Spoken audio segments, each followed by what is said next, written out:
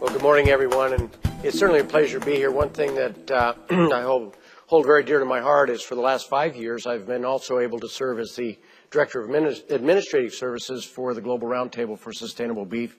And during that time, very much enjoyed working with Rory and the leadership team in really bringing structure to this organization. And you know, Nicole, I think a huge congratulations are in order to you and Rory and Mona and Katie and Sarah and all your planning team that brought together this global conference. This is truly the world stage now for anything to do with sustainable beef. So congratulations to you. Very well done.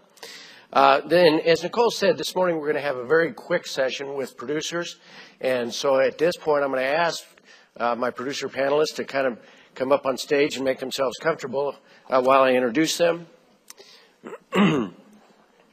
We have some producers, a producer from Australia, Brazil, Canada, Ireland, and the United States, so a very wide swath of the global scene.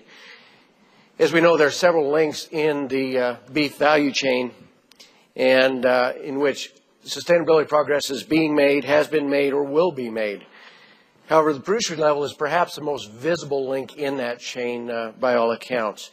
This morning, we're going to elicit some comments on some three specific areas, but also any comments or questions that you all may have. Be sure to use the app, and Rory's going to assist me and make sure that those questions get to the panelists as well. The three areas that we're going to touch on to begin with anyway are barriers to sustainability, communications regarding sustainability at the producer level, and then finally technology and innovation and what kind of thoughts and insights they may be able to provide there. So I'm going to introduce from your left to your right. We have four instead of five this morning. First of all, Tony Hegarty, and many of you heard him speak yesterday. Tony is the Vice Chair of the Cattle Council of Australia. He's been involved in the agricultural industry in Australia for many years. He worked for the Family Agriculture and Company before branching into business with his wife to run a mixed farming enterprise at Cassilis, New South Wales, involving commercial beef and merino sheep enterprises. Tony has been elected to many organizations, including the New South Wales Cattle Council, a Hunter Local and Land Services Board, and the National Farmers Federation Board. He is passionate about the future of agriculture, focusing on a balanced approach to both landscape management and the long-term profitability for the agricultural industry. Graeme Finn on Tony's left. Graeme and his wife, they are the owner of the Southern Cross Livestock in Canada. Oh, we do have Caio. Good. Perfect. Graeme and his wife Heather own Southern Cross Livestock. They run a beef operation near Madden, Alberta. They manage a cow-calf operation as well as running grass yearlings with a focus on year-round grazing, both high legume pastures and annual crop grazing, and he is absolutely keen to talk about anything having to do with grass. Isn't that right, Graeme? That's what I understand. Let me come back, please, to Caio Penido. Caio is the president of the Brazilian Roundtable on Sustainable Livestock. He is also a partner and director of Encruzilhada Firmes and Agricultura Warrior Agua Viva, as well as a member of the board of directors at Honacador Group, focused on livestock, agriculture, and mining activities. In the Araguaia Valley in Mato Grosso, Caio is one of the leaders for the agro-environmental articulation called the Araguaia League, where he is responsible for sustainable farming projects. Next, we have Sarah Haire, and Sarah, many of us that got to take the Dawn tour got to know Sarah very well. Sarah's worked in the agri-food industry for nearly 20 years across a wide section of the industry, including production agriculture, NGOs, retailing, animal welfare, and meat production. Sarah is the Group Agricultural Strategy Manager, which encompasses a varied work stream across the Dawn Meats and Dumbia business, ranging from customer liaison on agricultural matters, all aspects of animal welfare, from farm to factory, as well as agri-based projects looking at sustainable suckler beef production in the UK. Sarah is currently the Vice Chair of the SAI Platform Beef Working Group and Chairperson of its Technical Working Group.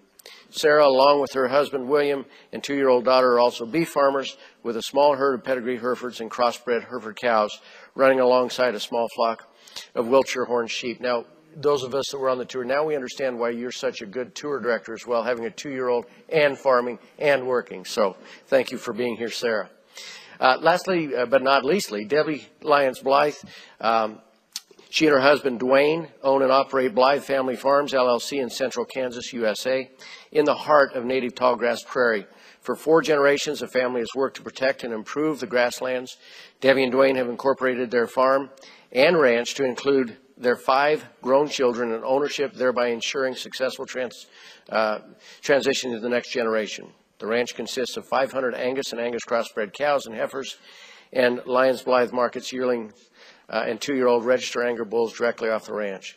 Blythe Family Farms is a founding member of the U.S. Roundtable for Sustainable Beef, and Debbie now serves as a Secretary-Treasurer for that board of directors.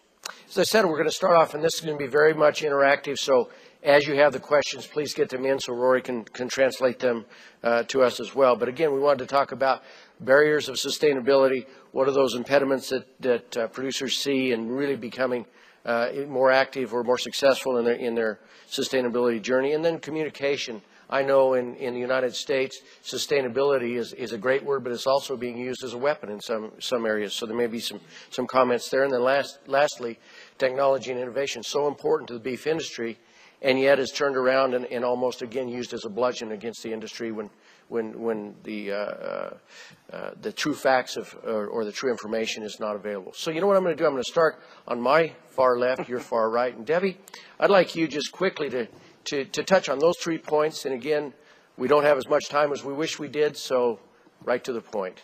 So talk a little bit about the barriers, communications, and then technology and innovation. So first of all, I want to explain what the typical cattle rancher is in America really quickly. So we have a really unique situation. Of course, we have a very large country and a very diverse geography for our country, and I live right in the middle, and so that's the tall grass prairie where we have native prairie grasses. But there are more than 725,000 cattle ranchers in America. 81% of those have between 1 and 40 cows. So that creates a huge challenge. That means that the other percentage has a lot of cows. In addition, we have about 28,000 feed yards in America, and of those family-owned feed yards, those have about 26,000 have a capacity of less than 1,000 head.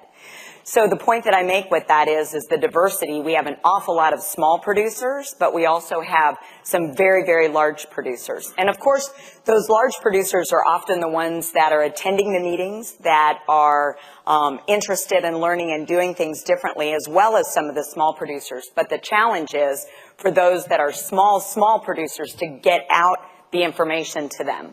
So technology is really key for us in order to reach a lot of those different producers and draw them into the sustainability conversation. So I feel like that our diversity is sometimes a strength and also sometimes a weakness. And I think in the previous panel, when not all of you were here, but Rob mentioned about our independence as well. So the American cattle rancher really is not that comfortable with audits and not that comfortable with government stepping foot on our ranches. So we are very, very independent. So we need to see a benefit, a direct benefit to the sustainability conversation. And so that is our challenge in reaching out and communicating that. Yeah, very well said, that independence. And what was interesting, again, those who were on the Dawn tour, and we visited Mr. Power's farm, and it's a lot different here in Ireland, isn't it, Sarah, and as far as what Debbie was just talking about?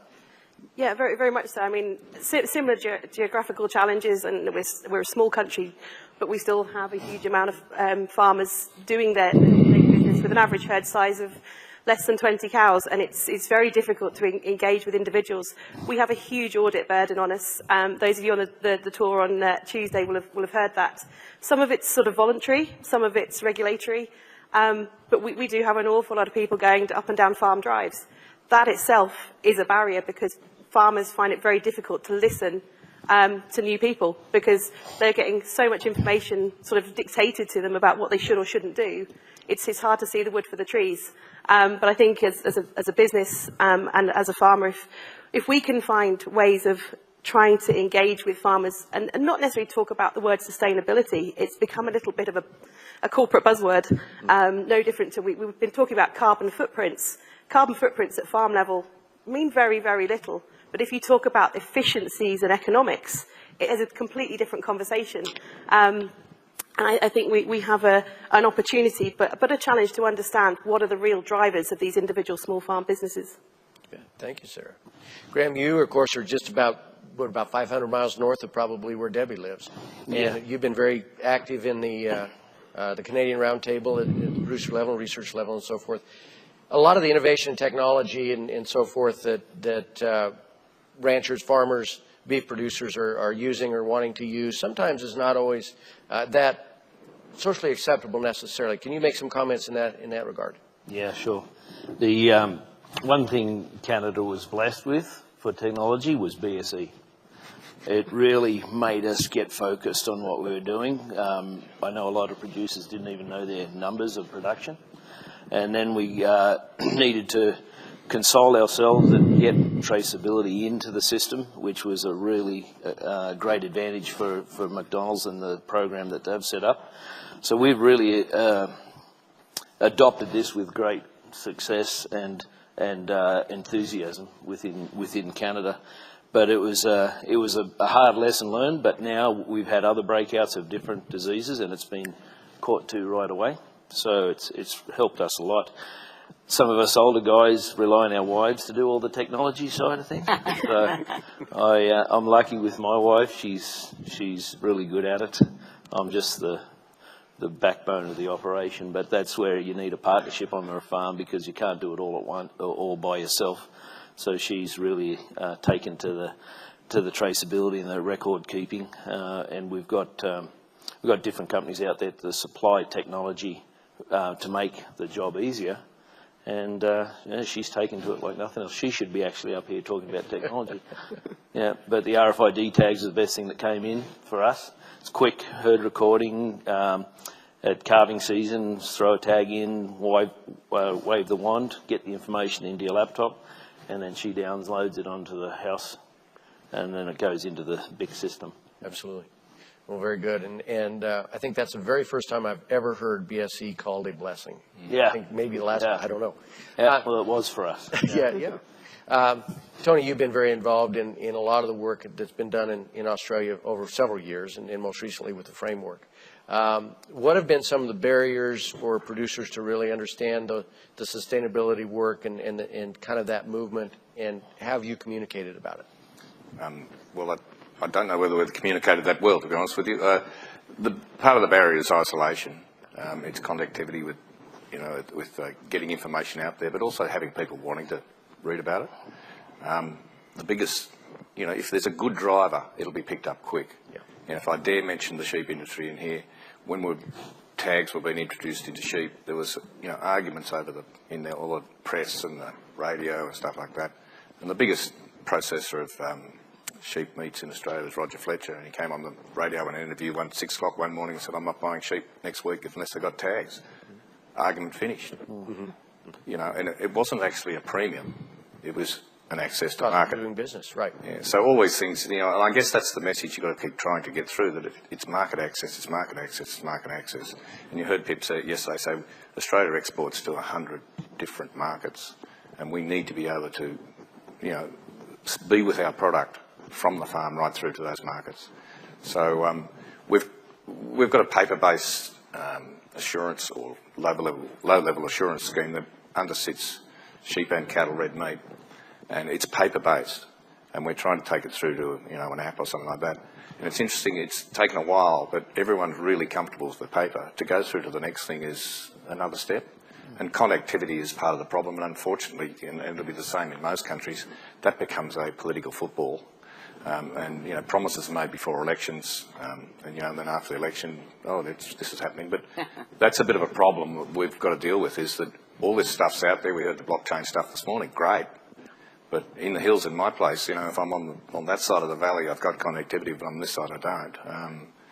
That's sort of the issues that we need to get through. Get that base there, and then we can really fly with it. Sure. Yeah, thank you. Well, Caio, let's go to the Southern Hemisphere now. Of course, GTBS has been a leader in sustainability. You were the pioneers before the global came along or any of the rest of it. tell us some of your experiences as far as some of the barriers with other producers and communications that you've been involved with as a producer through GTPS. Okay, I understand. I know a lot of things in Brazil about livestock, about environment, about carbon, but my English isn't very well. I will try to speak, but Bia is helping me if I need help with the translation, okay? I think in Brazil, our only problem is the regulation, the ambient and the environmental regulation, because we have a solution and a problem in Brazil, because we have forest. The forest for us is good, but is a problem. We don't finish never the regulation of the farms.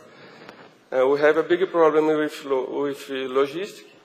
We don't have streets. We don't have. It's very a big problem in Brazil. With the about the production. Our challenge is the intensification, I think.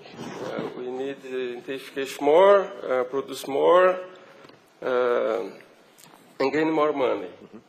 We have a challenge inside the farms. And the forest for us is como fala, Bia? Deveria ser uma vantagem competitiva para o Brasil. The forest should be a competitive advantage for Brazilians' production. Yeah. Right. Yes, in reality, it's a problem.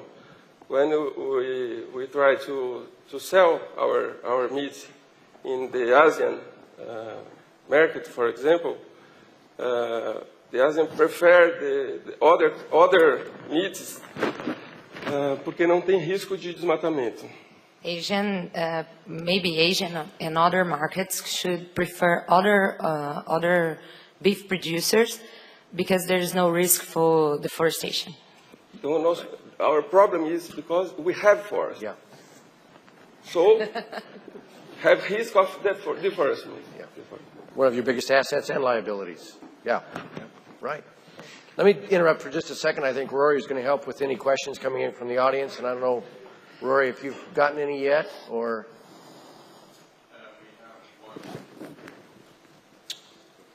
Yeah, I think the microphone's on. So there's a question here which is in a couple of parts, so I'll ask the first part of it first. Do you think that subsidies to any extent prevent producers from improving on their farm efficiency, or do subsidies help improve efficiency? So I guess that would be quite focused maybe towards Europe. Great question from the audience. There are subsidies. Debbie, how many subsidies do you get? Well, no subsidies. Yeah, it's interesting. So, let's talk maybe, I'm going to start, Graeme, why don't you start in the middle with here, and are they an impediment or are they a benefit? Well, I don't believe in subsidies. It's just producers' laziness. So we've got to be innovative and get going. But there is government funding out there if you want to adopt technology with like the TSI units that we use for our record keeping. The government pays X amount of dollars if you purchase one. And then also with the livestock handling systems too, we had a pretty good program. It was 80% up to $100,000, but since that money's gone, there's not much left. But it makes the producer more aware of his cost of running the operation without having subsidies. Yeah. Tony, how would you feel about that? Well, in Australia, the only subsidy we've got in the beef industry is what I mentioned yesterday, is $1 to $1 in the R&D sector. So matching levy dollar in R&D to and government dollar. I actually think that subsidies for anything else are effectively a barrier to change. In today's world, we're so connected right around the world. We need to be flexible for everything.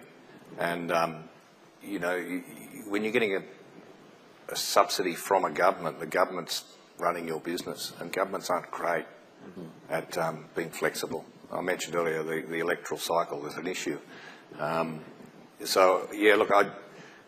just see it as a barrier to change, and you've got to be able to feel the heat. You talked about the BSE, but telling you the story, we did the same with live export. We do a couple of other things, and when even back as far as 1973 when UK went into the EU, we lost 30% of our agricultural market overnight. They're the type of thing, the heats, out of that adversity, change happens. So if you feel the heat, you change. That's one of the advantages of not having the subsidies, I think, is that you actually reflective and you're reflective of the consumer directly, not someone interfering in between. It stunts innovation, it sounds like. Yeah, I just think it's a barrier to it. Yeah. Sarah? I suppose I'm the only one really sort of in a subsidy market, but I sit on the fence with subsidies, to be perfectly honest, because I think as a producer, they are a little bit of a barrier to change, but they can also help accelerate change if they're targeted in the right way. And I mean, we've been very fortunate from an Irish context that money has been focused on genetic gain, looking at technology on farm. Probably the uptake isn't as good as it probably could be, but the intent is right. But I think across a wider market, we've had to use subsidies to support agriculture because the true cost of food isn't what it should be. And I suppose we're slightly isolated being an island, but we have a huge export market and we're competing with others out there. So there's that element of a level playing field that's needed, but there's also an element of we need to support farmers and encourage them, and subsidies are an opportunity to do that. Nicely done. Caio, subsidies in your part of the world. The subsidy in Brazil is important, but I think talking about sustainable livestock, we need create another form to increase this product.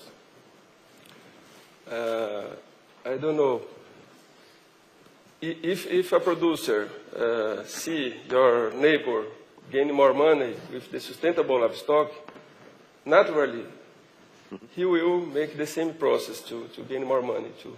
I don't believe in the subsidies. I believe in the market recognizing the sustainable livestock. The international market paying more for the countries that have forests, that have well-being, that have sustainable livestock, in my opinion. And you need to think something to remunerate more countries and farmers that have the sustainable livestock. Right.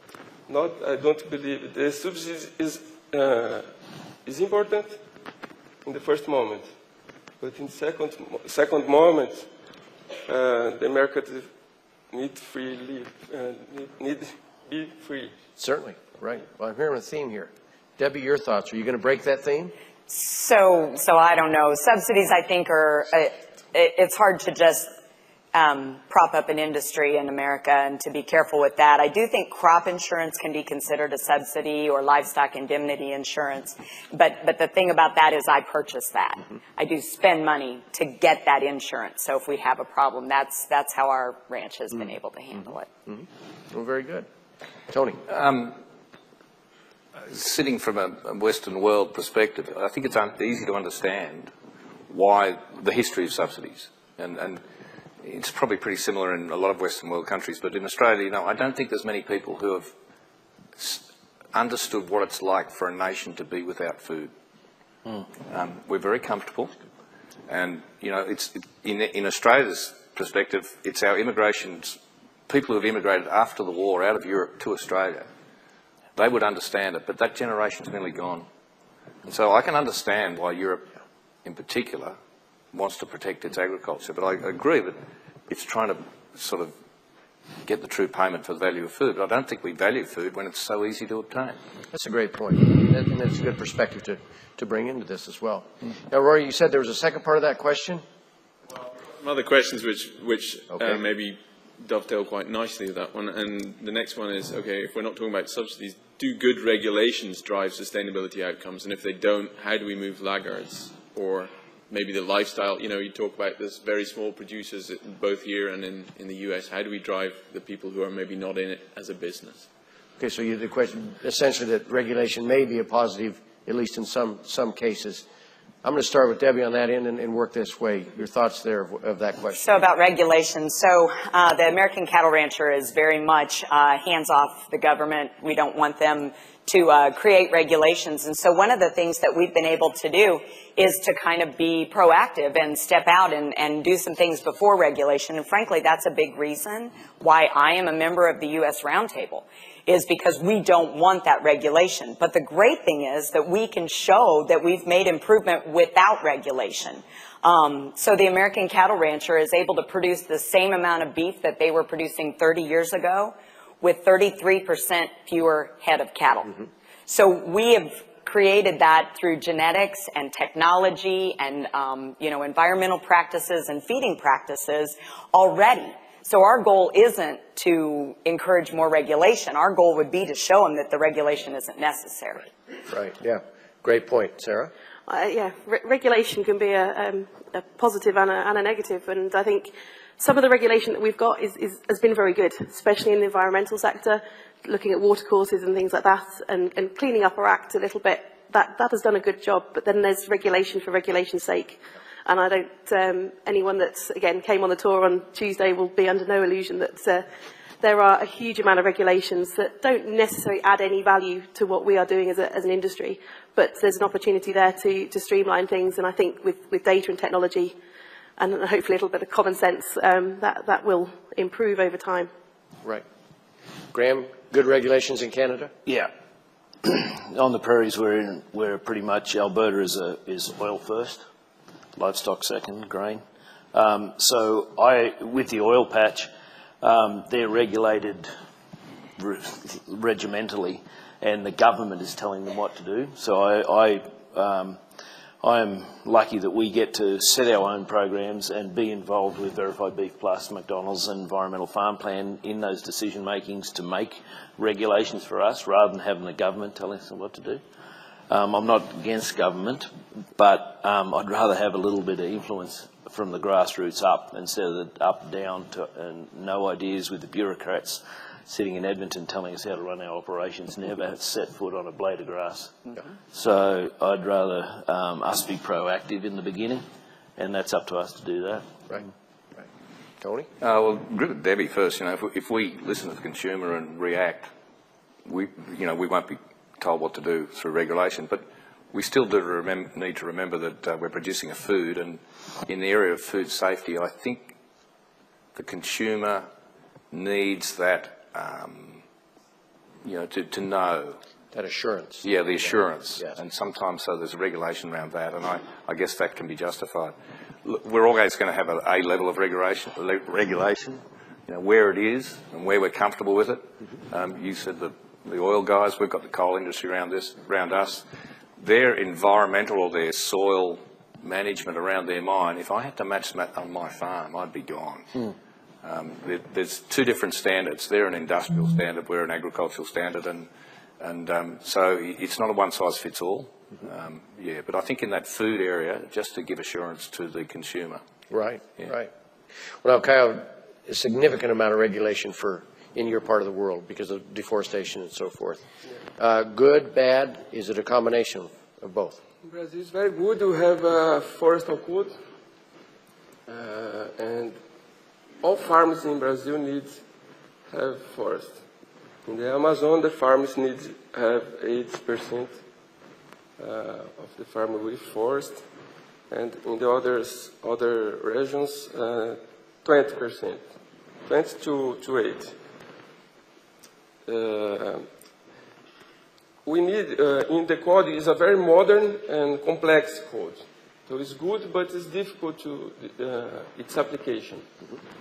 Mm-hmm. So I think the most important thing that we need involved in the code is the pay for the environmental service.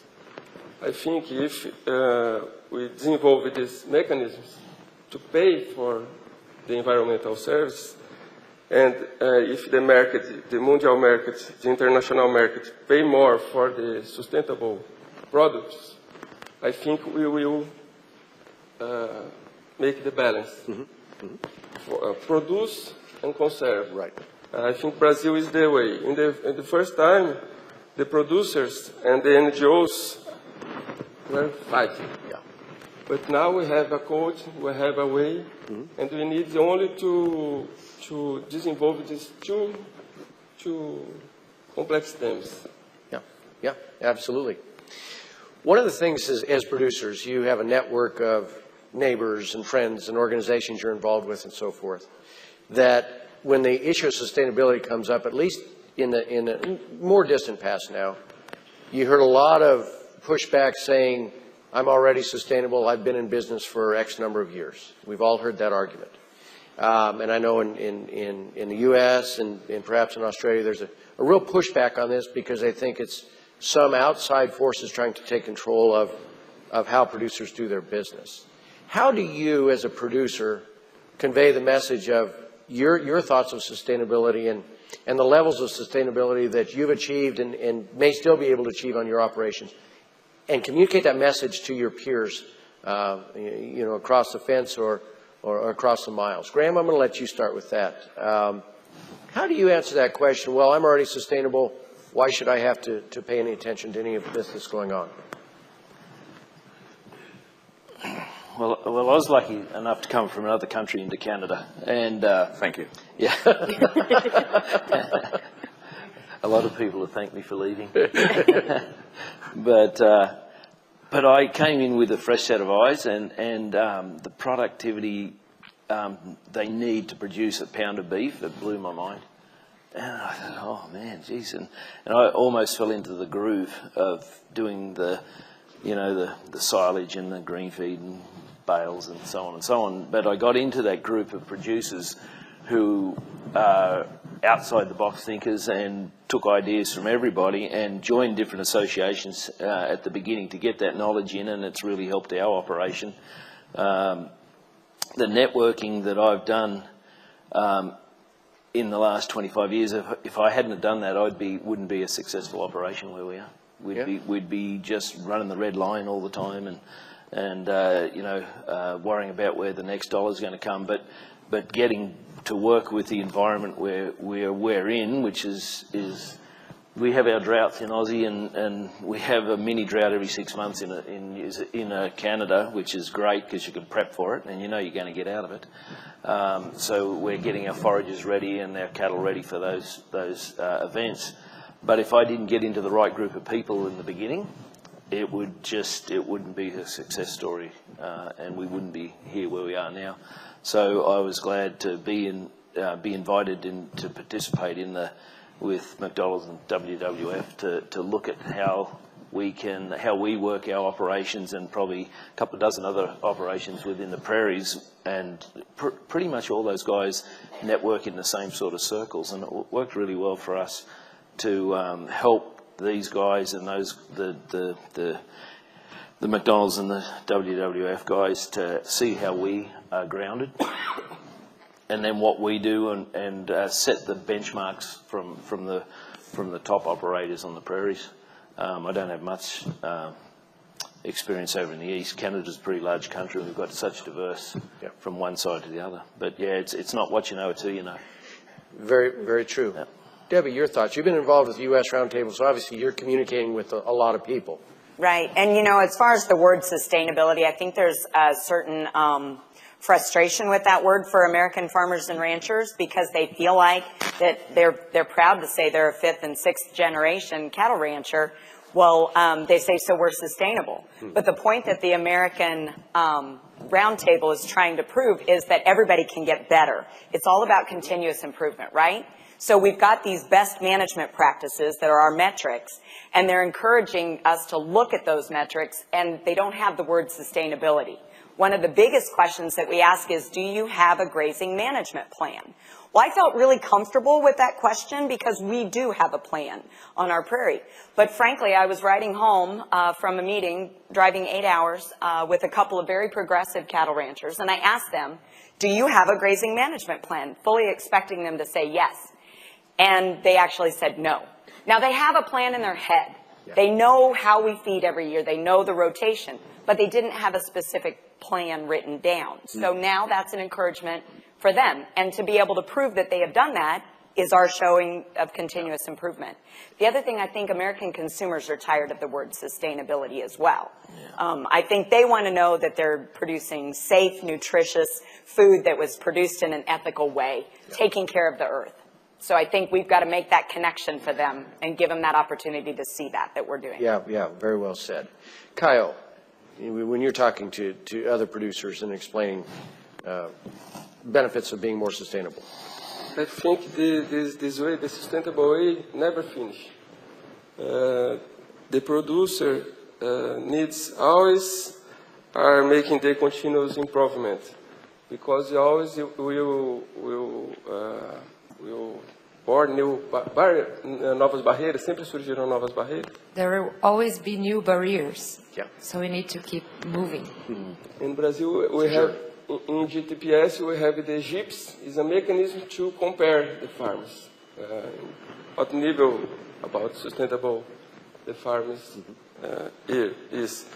But I think we need to think about create a universal forestal code.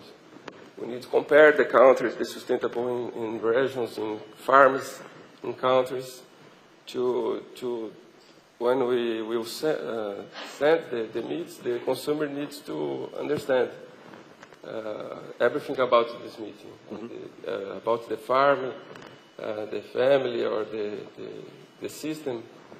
And we need always in a process with evolution. Never finish. The sustainable never finish. Right. And Tony, I know that you've had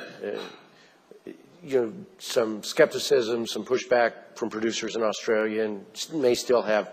How do you communicate with them about sustainability? Well, there's a whole range, and my fear is that down here we won't get these up, and so you're mixing with the crowd here that are going with it, and we're talking sustainability, but there's the out there fringe that I mix it with a bit too, and they're saying, oh, sustainability, so I'll have. It's regenerative agriculture now. Yeah. And that's okay. Yeah.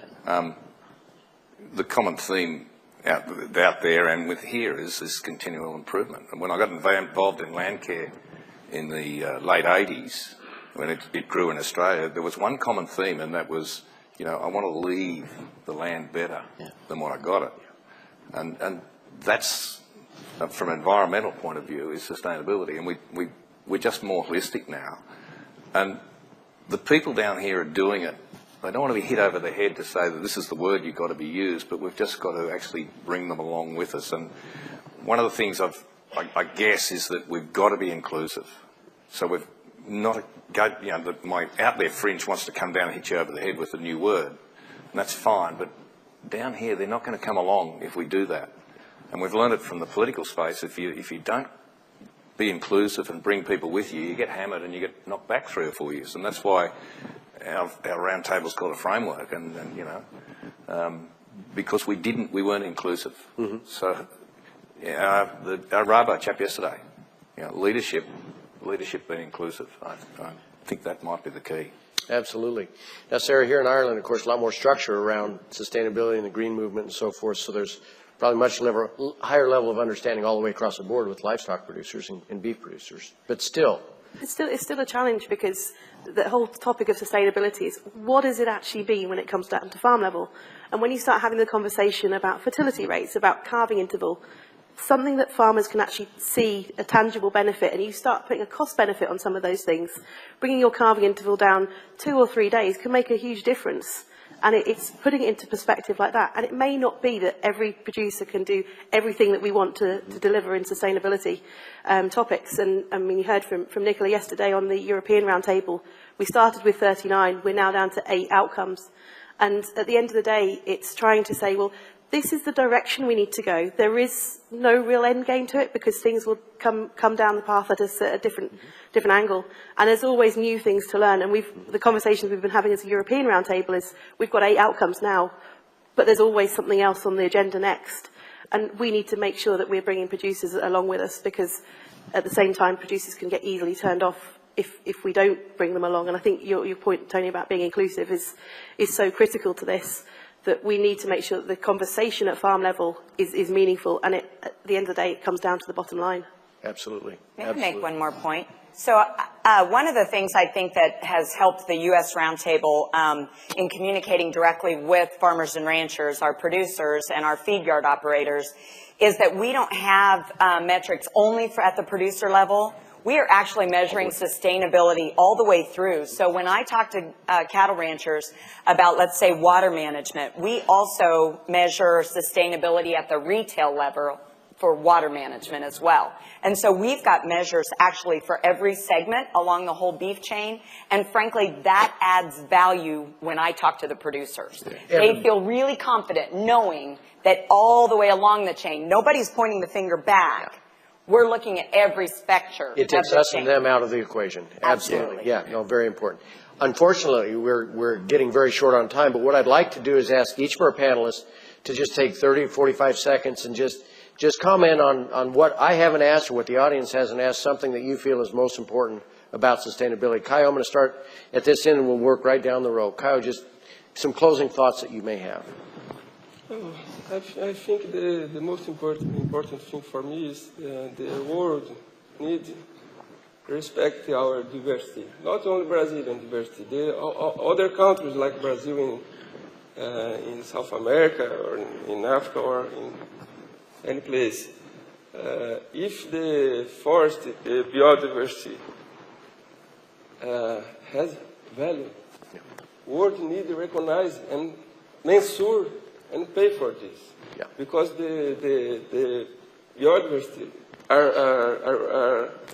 está prestando serviços, is giving service, giving environmental service for the world, for everybody. Right. And only the producers in the countries that have forests are paying for this. Yeah. It's a problem. Yeah. We need to. It's an inequity there. Certainly. Yes. Certainly. Tony, some closing thoughts. I just think we've got a lot of little things we need to add up and that show that, well, you know, really add to the equation. And the simplest one I can think of is livestock need water. And in most of, whenever I see photos of livestock on pastures, it doesn't matter where it is, we now see solar panels pumping water. Before that it was diesel or diesel electric or mains electric. In Australia's case we had the iconic windmills which were not reliable, but you know, I'd love to add that up worldwide. We talk about, you know, major energy. It would add up to a lot, I'm sure. Yeah. So it's those simple little things that we're doing. And, you know, we need the water. That have big impact. And we've solved that now. Right. Yeah. Right. Thank you. Graeme. I'm like Tony, but I believe if we don't have proper soil health, that's going to be the beginning of the end. It's a massive living organism, and we take it for granted. We abuse it on the prairies, and I know in Aussie that we don't have a lot of good soil in Australia, and we have a lot of good soil in Canada, but we're not looking after it properly. The people who are living off our soils are the inputs companies, because we're degrading the soil so much. We're not making a living off it. We're not cropping industry, but the prairies was developed with the bison in mind. Come through, do all the trampling, the grazing, hard grazing, manuring, urine everywhere, and then won't be back for 5 years. Now we've broken that system. Canola's king in Western Canada, and we're just taking it all out and not putting it back in. We need to get livestock integration back in onto the prairies again. That's one thing that I see that it has to be done. Yeah, and that's no matter where you are. Yeah. The soil's not healthy. It's not healthy. It's something we need to put more into. More research into soil health. Great point. Sarah. I think we need to remember that sustainability isn't competitive. It's something that we've been doing for generations. And I think this is not something new.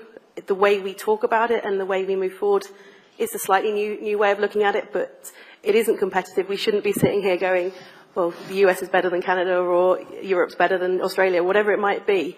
We're all doing our best to look after the land in the way that we can do with the resources that we all have and the challenges that we all have. Yep. And I think we need to just remember that when we're talking globally as well. Thank you. Great point. Debbie. So they've already said all the smart things. I'm real quick. My take is I've been here at this roundtable. This is my first time at the Global Roundtable meeting, and I think the thing that's hit me is that farmers and ranchers are the same everywhere.